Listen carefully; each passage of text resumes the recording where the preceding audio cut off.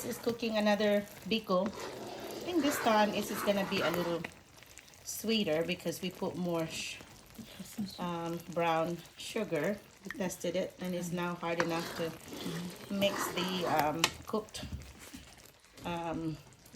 sweet rice. So yeah, this is better than before, that's right. So anyway, the coconut milk that we used was also a better brand. It has like, looks like coconut pieces in it, and that makes it better.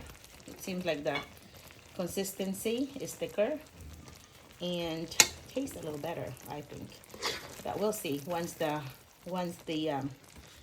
sweet rice is already mixed together or not.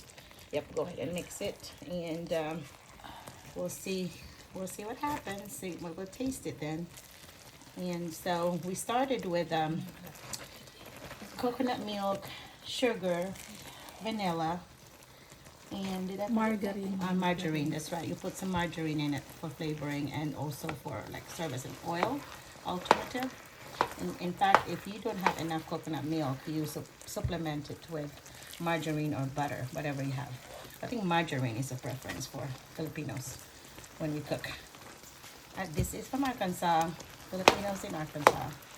It's a Biko or sweet rice in the Philippines.